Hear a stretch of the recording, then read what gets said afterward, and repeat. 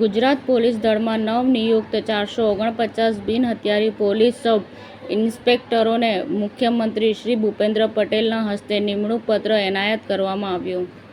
બદ્રીનાથ મંદિરમાં દાનમાં ગેરરીતિઓની તપાસ માટે ઉત્તરાખંડ સરકારે ઉચ્ચ સ્તરીય પેનલની રચના કરી.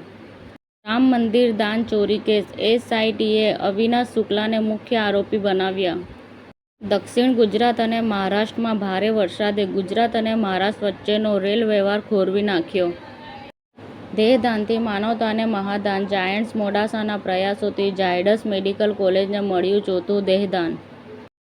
ભાભર પોલીસની સફળ કામગીરી, સગીરાનું અપહરણ કરનારા આરોપી ભરૂચના જંબુસર જીઆઈડીસીમાંથી ઝડપાયો. ભોગ બનનારને સુરક્ષિત છોડાવાઈ.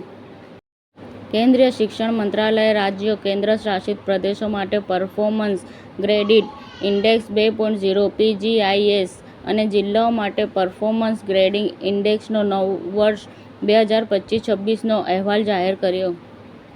મોટોરોલાએ મોટો S77 પાવર લોન્ચ કર્યો.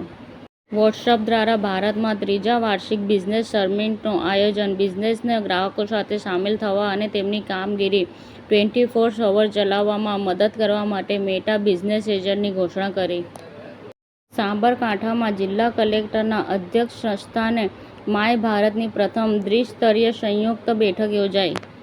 અરવલ્લી સાઠંબાથી પસાર થતા મુખ્ય માર્ગ રાત્રિના સમયે કાર ડિવાઈડર સાથે ભટકાતા 2 ગુલાંટ મારી.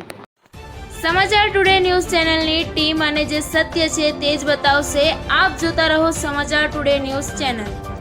ગુજરાતની ધરતીનું ગુજરાતીઓ માટે જ, એટલે કે સમાચાર ટુડે ન્યૂઝ. અમારી સમાચાર ટુડે ન્યૂઝ ચેનલને લાઈક કરો, શેર કરો અને સબસ્ક્રાઇબ કરો અને જોડાયા રહો સમાચાર ટુડે ન્યૂઝ ચેનલ સાથે.